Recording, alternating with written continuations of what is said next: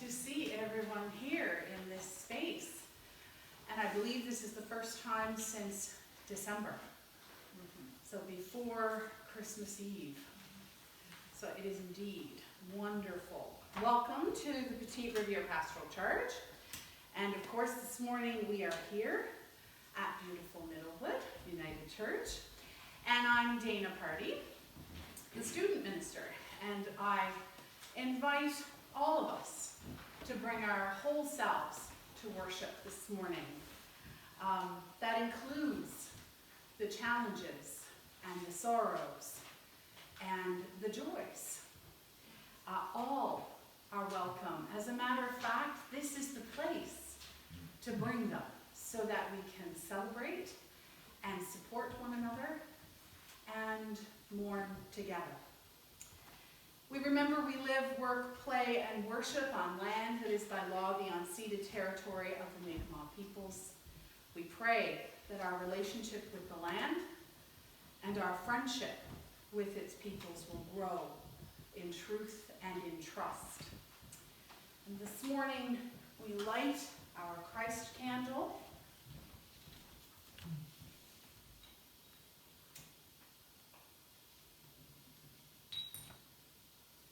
And as we light it, the flame reminds us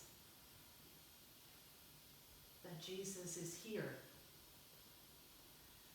among us, and between us, and within us. And even as we extinguish it at the end, we will leave, remembering that the flame of Christ is carried with us.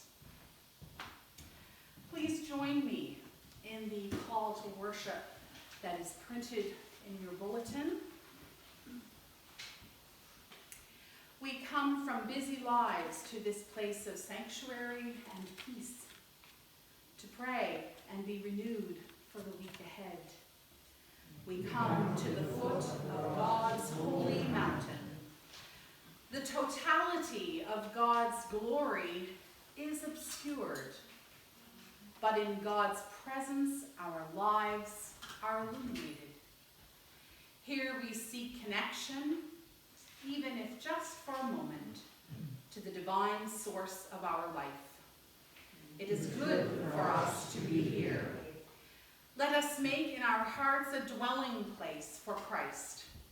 Let us worship God, who is most high. Let us pray together. O God, we come today to refresh and to restore all that is within our hearts and minds. Like the disciples climbing the mountain with Jesus, we come expecting nothing, yet prepared to experience your love. During this time together, may we find our true selves, just as Jesus' true self was revealed on the mountaintop. May we find your wisdom and its strength, for we know that your love restores and refreshes us in mysterious ways. O God, fill us anew. Amen. I invite you to stand for a change of position as we come together to sing Immortal, Invisible, God Only Wise. Some of the restrictions now have been loosened, and of course more and more they will be. So although we are masked, I do invite you to sing or hum as you are comfortable behind the mask.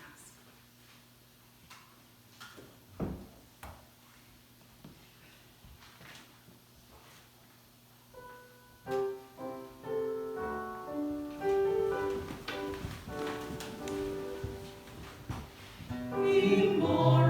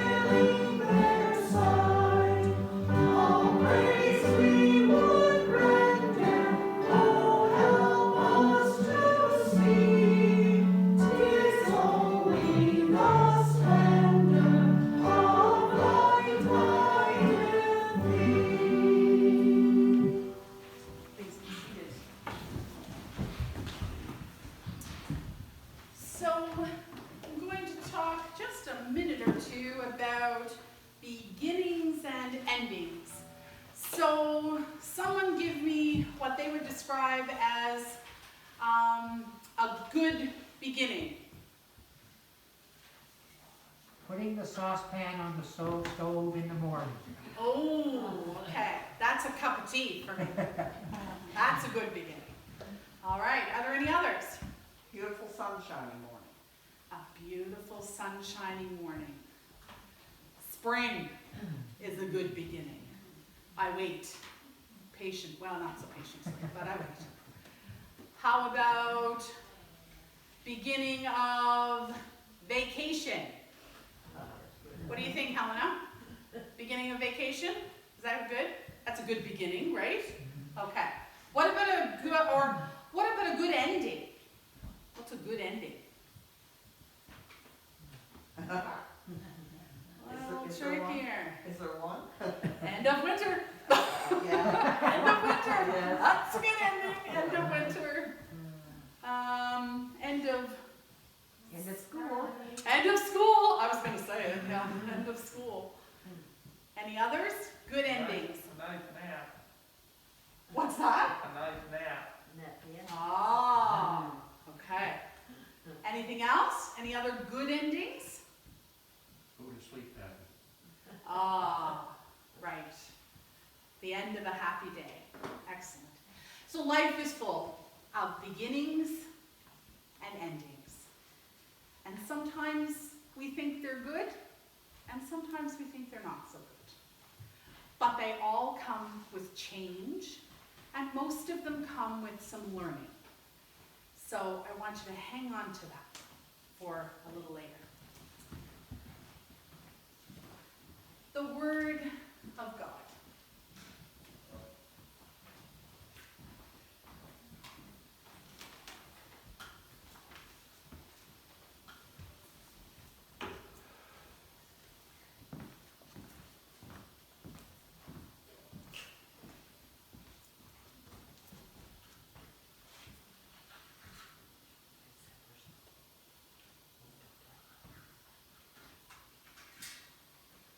Reading from Exodus 34, 29 to 35. And it came to pass, when Moses came down from Mount Sinai with the 2 tablets of testimony in Moses' hand, when he came down from the mount, that Moses was not, that the skin of his face shone while he talked with him. And when Aaron and all the children of Israel saw Moses, behold, the skin of his face shone, and they were afraid to come near him. And Moses called unto them, and Aaron, and all the rulers of the congregation returned unto him, and Moses talked with them. And afterward all the children of Israel came nigh, and he gave them in commandment all that the Lord had spoken with him in Mount Sinai. Until Moses had done speaking with them, he put a veil on his face.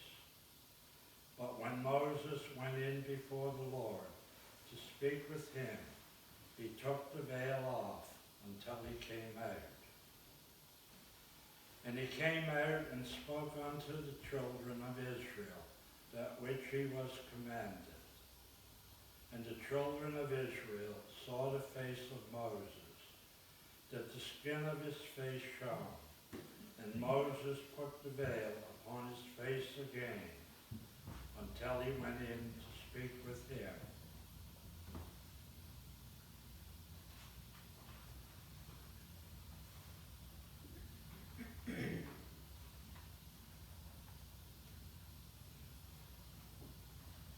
The next scripture is Luke 9, 28 to 36.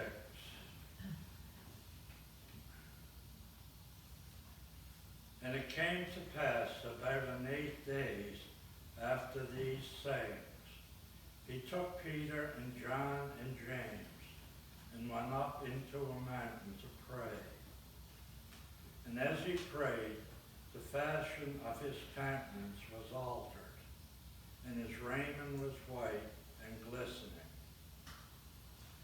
And behold, there talked with him 2 men, which were Moses and Elias,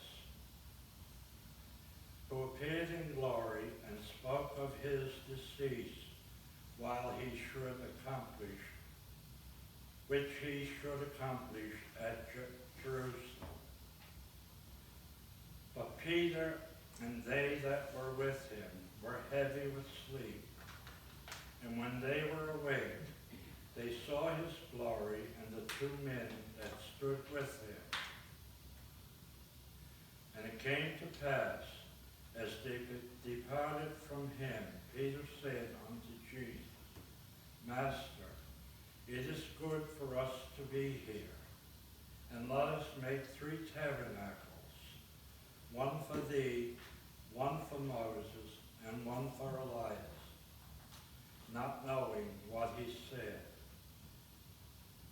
While he thus spake, there came a cloud and overshadowed them, and they feared as they entered into the cloud. And there came a voice out of the cloud saying, This is my beloved Son, hear him. And when the voice was past, Jesus was found alone, and they kept it close, and told no man in those days of any of those things which they had seen. So ends the reading.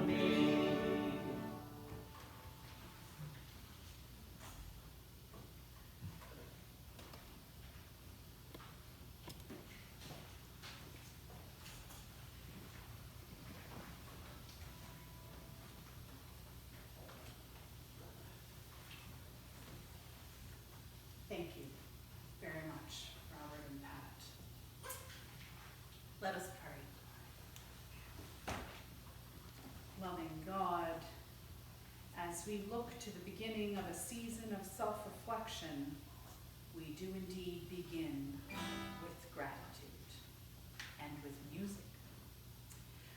We, like Moses and Jesus, encounter the divine in a variety of ways, with awe and wonder, in surprise and mystery. The Holy One is revealed. We come today, ever radiant and glorious God, open to wonder, amazement, and surprise as we receive your word. Amen. So, beginnings and endings. Life is full of them. And the coming month will mark 2 years since a global pandemic was declared and Nova Scotia went into its first lockdown due to COVID-19. And I remember feeling like I was living in a bit of a science fiction story. Like a Star Trek episode or a Margaret Atwood novel. Everyone instructed to stay in their homes, businesses shut down, organizations and churches unable to meet, masks on everyone's faces, fear for the health and safety of loved ones. It has been a bit of an otherworldly kind of experience, but how quickly it became the norm.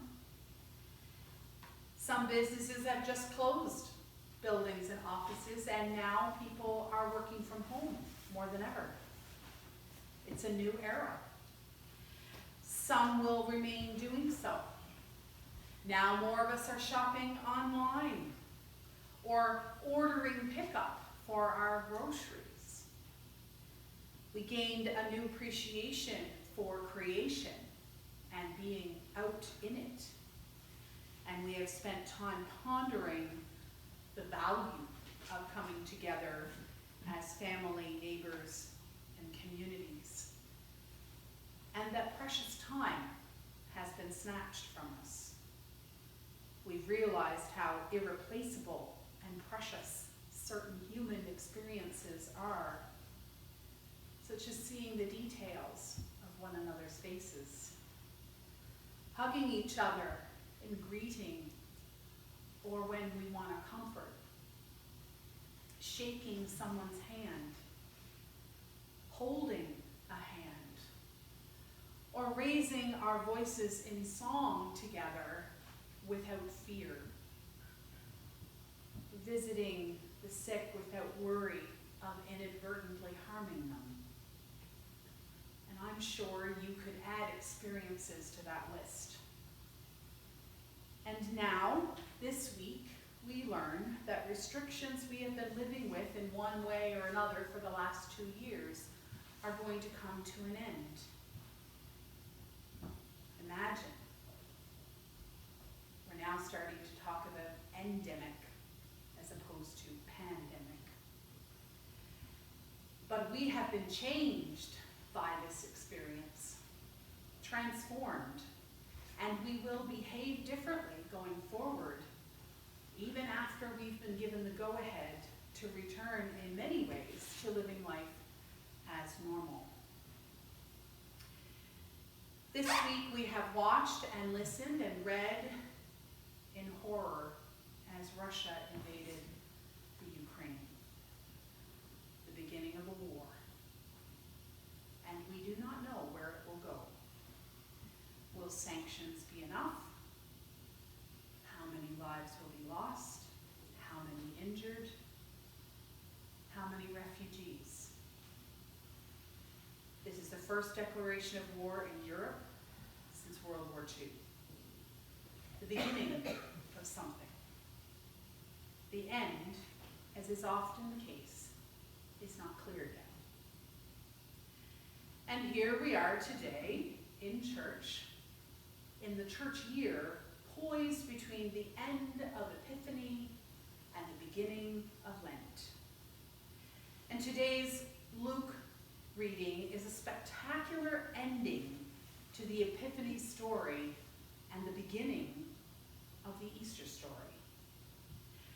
And you may remember that I had shared that the word epiphany originated in ancient Greece, and it describes great revelations from the gods. It comes from the Greek word epiphania, meaning appearance or manifestation.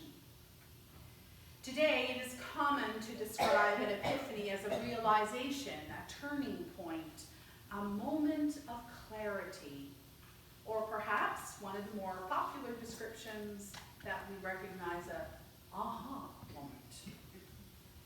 In the church, we sometimes think of Epiphany as the season of light.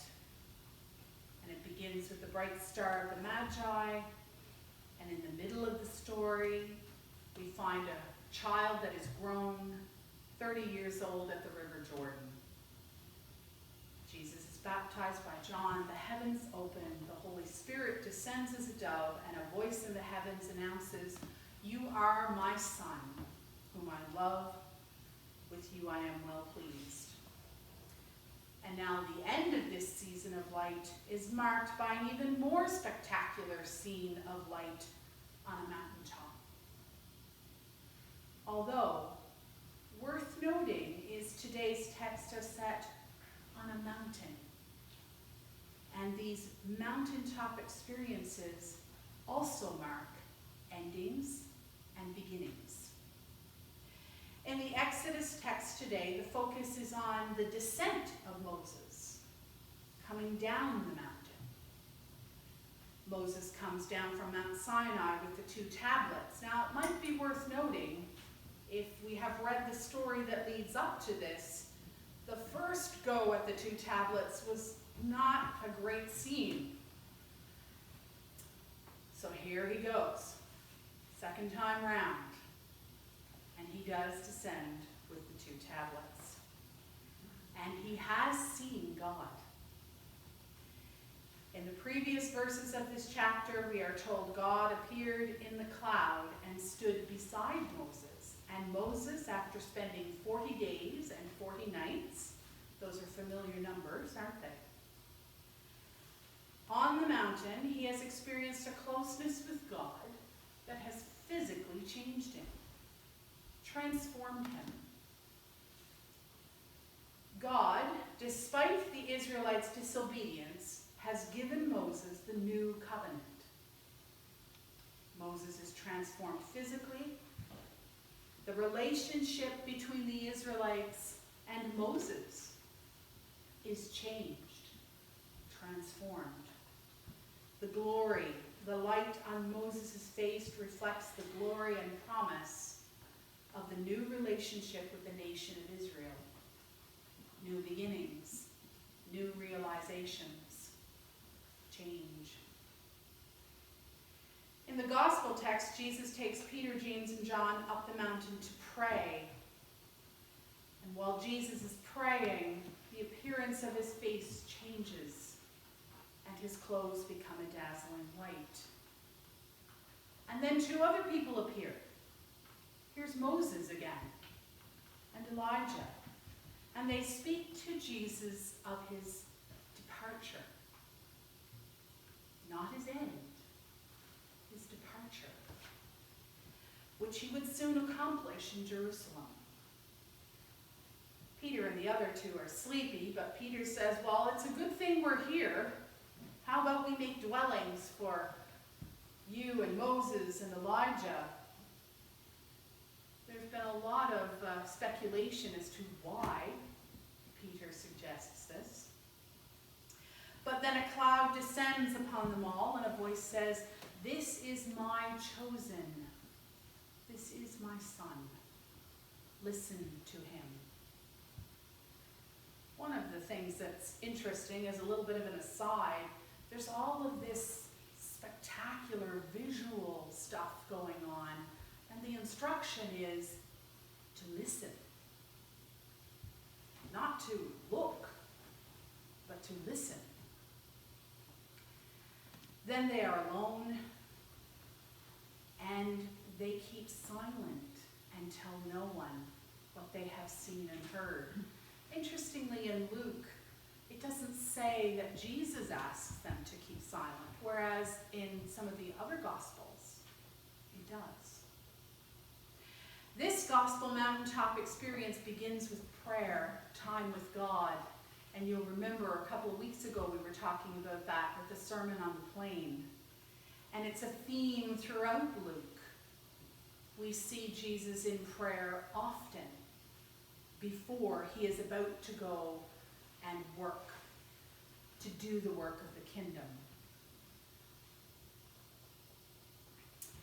As a matter of fact, one of the interesting things about Luke's account of the Transfiguration is when they come down from the mountain, there's a crowd waiting for them.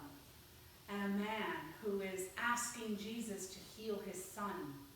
So the second they come down from the mountain, there's work to be done.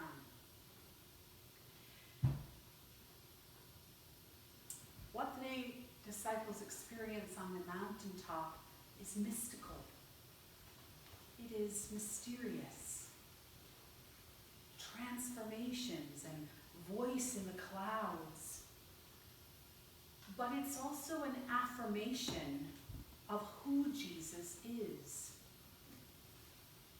And back in verse 20, which is before what we read today, remember that Peter makes a statement that he thinks Jesus is the Messiah of God. Confirmation of Peter's statement. But the Jesus that they will walk with and whose suffering some of them will witness is not the Jesus, the Messiah they're expecting. They want that Messiah who's going to conquer the political powers of might. Going to conquer Rome. They are unable yet to grasp what the bigger picture is going to be. When Jesus and the disciples descend the mountain, it is the beginning of the journey to Jerusalem, which will culminate in the end of Jesus' earthly ministry.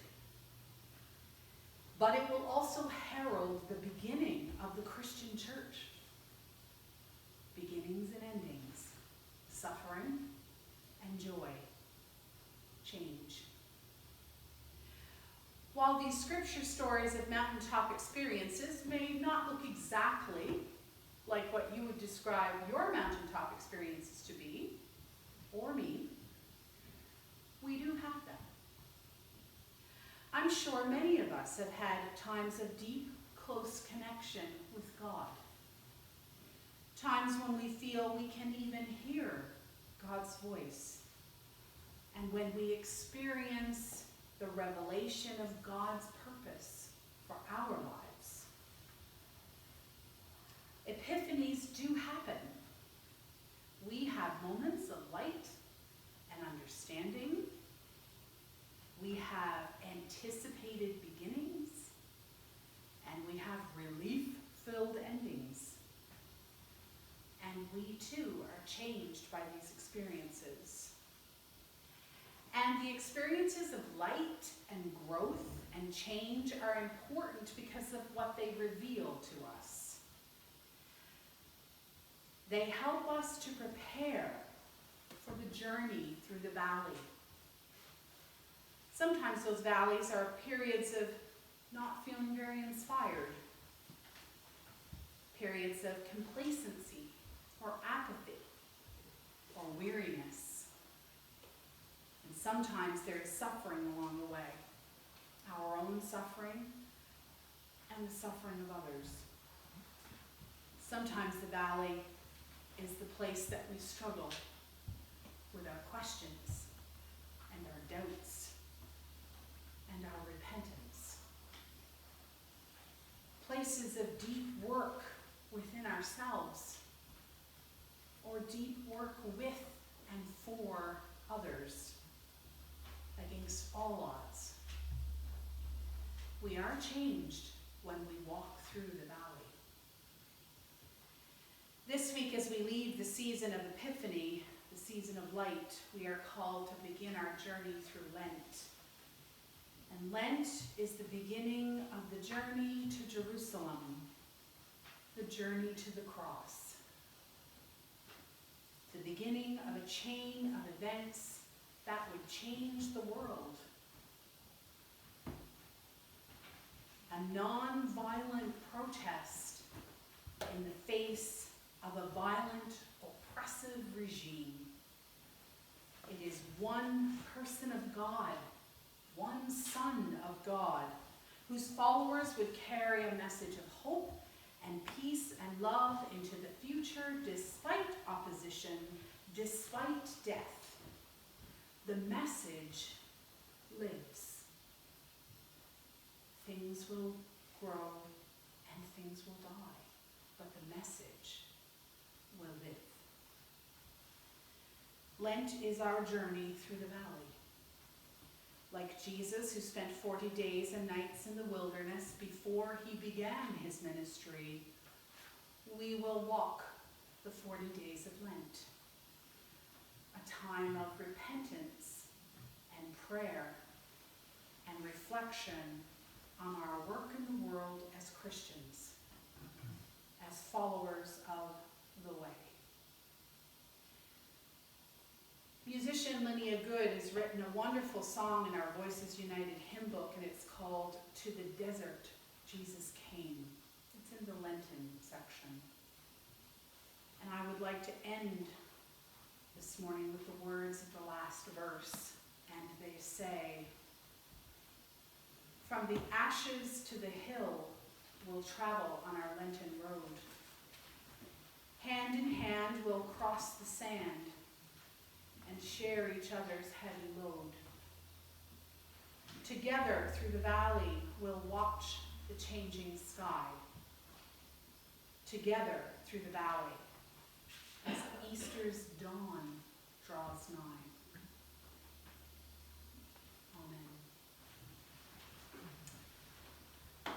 I invite you to remain seated as we sing together a refrain of assurance that God is with us, that even as we walk the Lenten road together, when we call, God is already there. The words are not written in your bulletin, and that's on purpose. There are only 2 lines, and they are this: "And when you call for me, I have already answered. And when you call for me, I am already there." So I would invite you to remain seated and to relax into singing our prayer. And if you do not know it, don't worry. I'm sure that you will catch it quite quickly.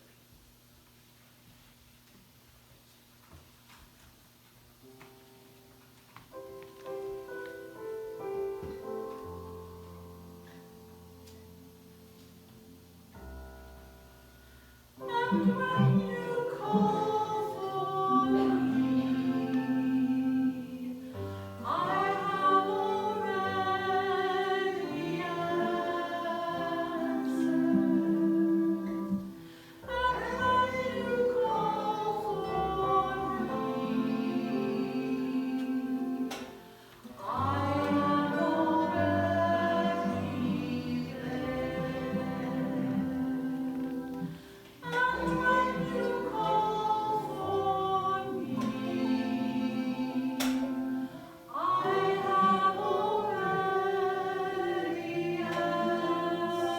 I am already there. And when you call for me,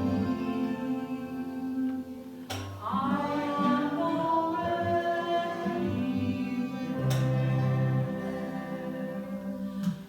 And when you call for me, I have already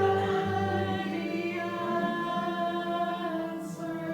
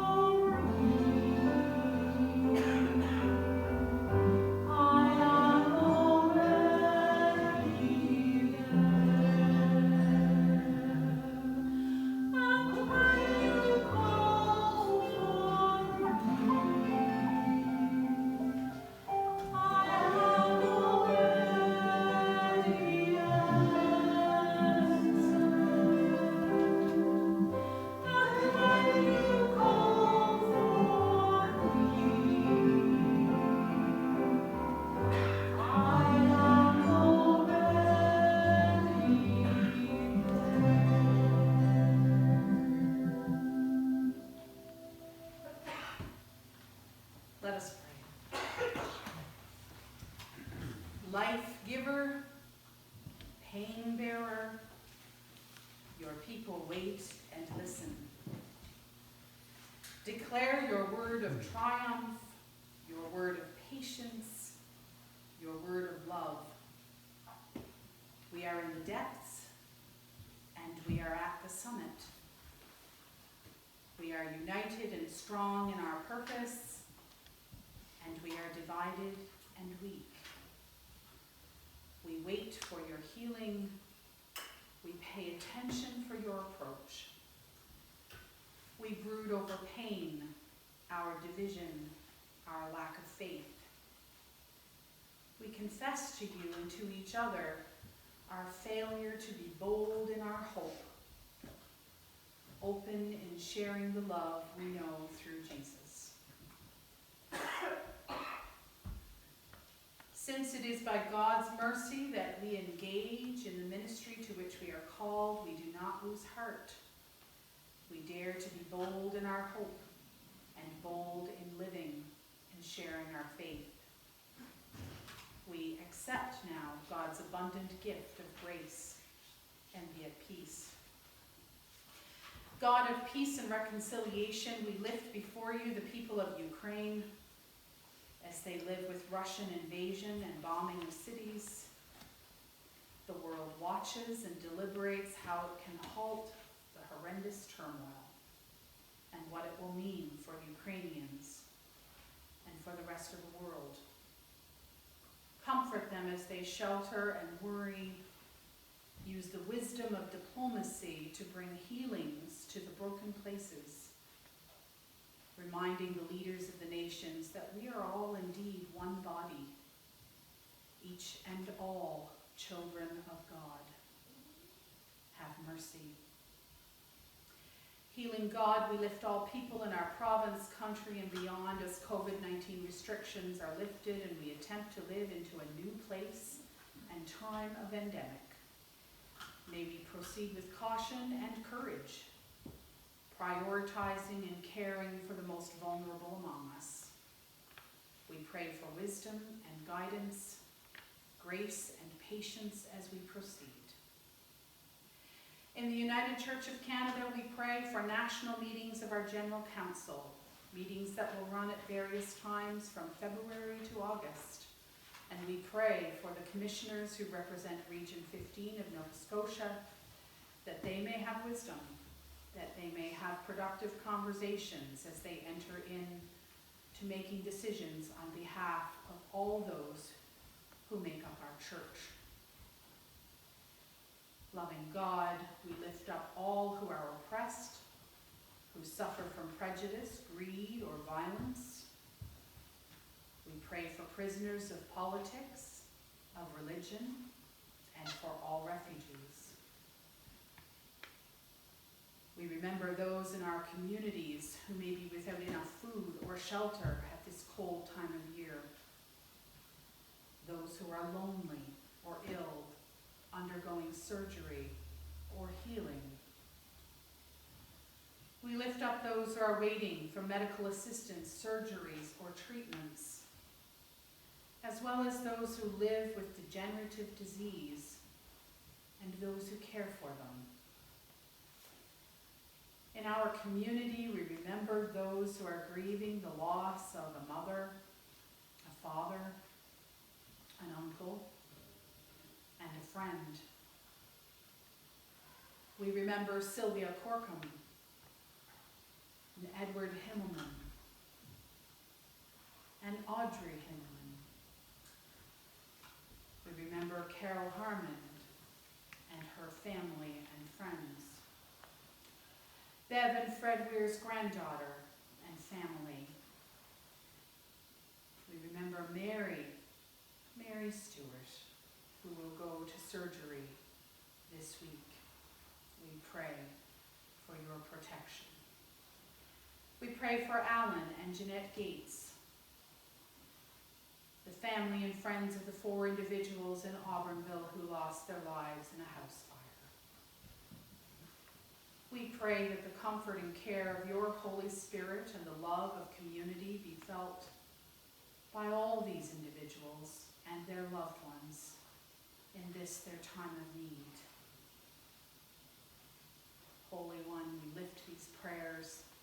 and the silent prayers of our hearts to you.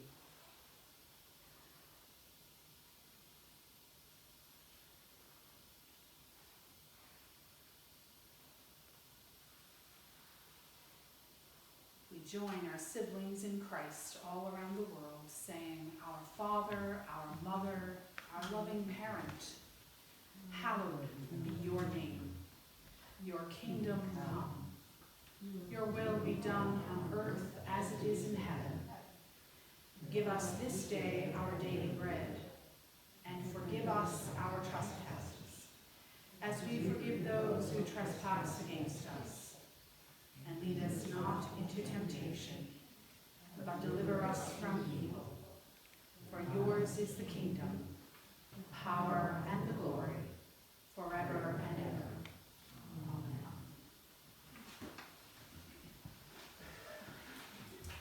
May we share as we are able, according to the blessings God has shared with each of us.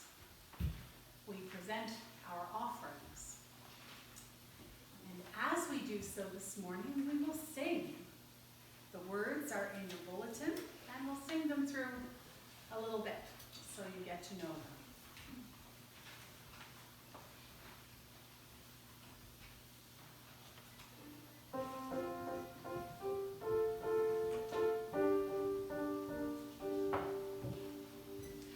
I thank you, Jesus. I thank you, Jesus. I thank you, Jesus, in my heart. I thank you, Jesus. I thank you, Jesus. I thank you, Jesus, in my heart. I thank you, Jesus. I thank you, Jesus. I thank you, Jesus, in my heart. I thank you, Jesus. I thank you, Jesus. I thank you, Jesus, in my heart. Let us pray. Caring God, may we offer not only our material gifts, but our whole selves to you, and to all those who need our support in the quest for justice. We ask this in the name of Jesus Christ, our Liberator. Amen. Okay, bear with me for a moment. There are a few important announcements that we should all take a quick look at. Now, the first is, there is a new email. So for those of you who are contacting me through email, I'm encouraging people now, instead of using D-Party, the new one is at the top of your bulletin. So if you keep this and pop it on your fridge, you'll have your announcements and the email address will be there. Now, it has been brought to my attention, because I'm such a good administrator, and this is me, not Lois. If you look at the Gmail address on the green, or the blue, oh my goodness, I don't know colors either. There's an extra A in there that's not supposed to be there. So do not use that one. Use the one that's on the top of the bulletin. I'm sure it'll take us a little bit to get used to that. But please, as you can, any questions of me or anything that would come to the charge, send it to Gmail, because that's the one that's going to be taking over, and we'll get away from D-Party, and there'll be less of a chance of me losing something in my box that has all that spam in it. All right, some of the other things to watch for. There are annual meetings, the dates are all there, and as of tomorrow, the proof of vaccination requirement is gone. And so that's important for people to know for meetings, particularly the annual meetings. So get a look at the dates and mark them in your calendar, please. If you are the chair of a committee or a treasurer or the anyone who's heading up trustees or board of stewards, please remember when you come to the annual meetings to be ready to give your report and to pass me a hard copy so that Lois and I can put them together for the pastoral charge meeting on the 16th. When you look at at the services that are coming up, please don't forget that this Wednesday is the Ash Wednesday service. It's at Danesville United Church, and it's at 7 p.m. So please, if you can, come and join us for that particular service. The lectionary Bible study that's coming up, I'm offering in person and I'm offering Zoom. Take a close look at the dates because there are a couple of dates that have had to shift for each of them in order to accommodate annual meetings. And if you are interested, let me know. I would like to do the in-person Bible study and to do 1 week at Wesley and 1 week here. But I need to know who is interested so that I can make that work. So drop me a note or a call to let me know if you would like to take part in that, even if it isn't every week, just so I have an idea of who I can send materials to. And all you need to bring to that is your Bible and a pen or pencil. If you look at the front of your bulletin, you may have already noticed we've kept it for a couple of weeks. And this is the crest for the current General Council meeting. Who do you say I am? And please lift up those meetings and those people and those commissioners in your prayers. It's a big job, the jobs that they are being called to do. And they do so on behalf of you and me. And I know sometimes that may seem like it's really far away, but it isn't. It isn't. There are people here in the province that are going on our behalf. Pray for those meetings, please. Now, there is a session meeting, and it's a week earlier due to needing to have the pastoral charge and official board meeting on Wednesday the 16th. So the session meeting has moved to a week earlier on Wednesday the 9th. Same time, 1 p.m., and same location here at Middlewood. Is there anyone else in the community that has an announcement? This past week, there was an official board meeting to deal with the question of should we or should we not sell the mats. And the decision had been made to sell the mats, so that's part of it. At that meeting, there were some official board meeting members who attended virtually. They were there by Zoom or by telephone. They didn't have access to all the paperwork that was distributed, so I have some copies of that paperwork. If any of those people that attended virtually would like it, just ask them to see me at the end of the meeting today. Thank you. And one last thing for anybody who's been tuning in on Facebook Live for a few minutes of reflection, that because of the Ash Wednesday service this week, I will be doing it Tuesday at 7. So if you're someone or someone you know has been tuning into that, it's a day early. It's announced on our Facebook page, but please feel free to pass it on. All right. Is there anyone else? Did I miss anything, Linda? Did I get it? Okay. I've tried to be thorough. Thank you for your patience. Let's sing. I love to tell the story. I invite you to stand as you are comfortable and sing as you are comfortable.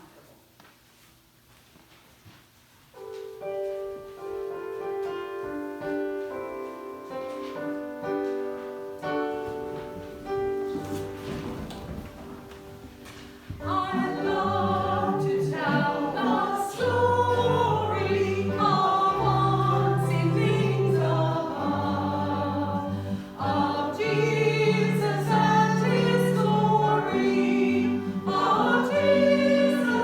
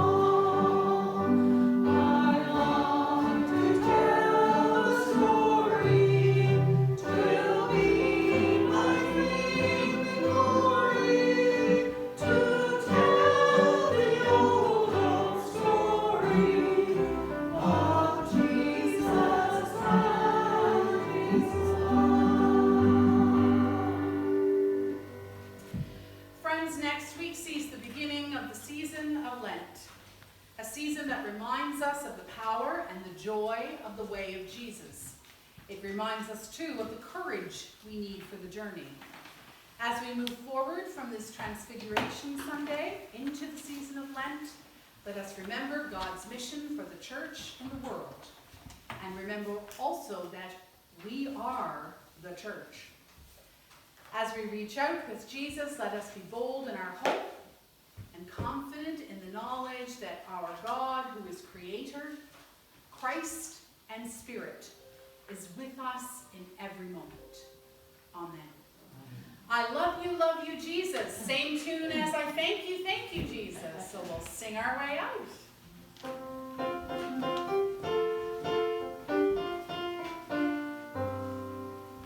I love you, Jesus. I love you, Jesus. I love you, Jesus, in my heart. I love you, Jesus. I love you, Jesus. I love you, Jesus, in my heart. I love you, Jesus. I love you, Jesus. I love you, Jesus, in my heart.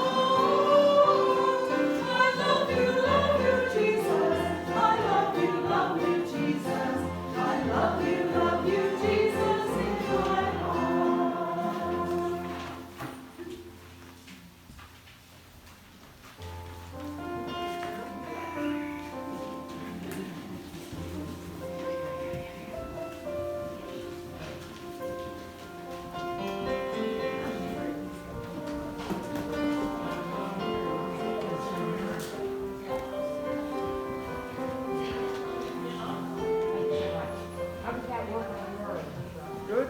Yeah, the only issue is,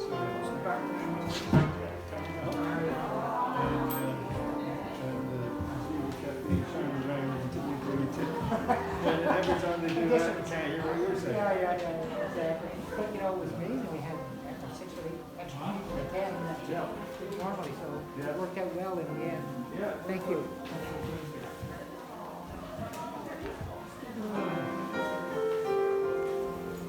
How are you folks?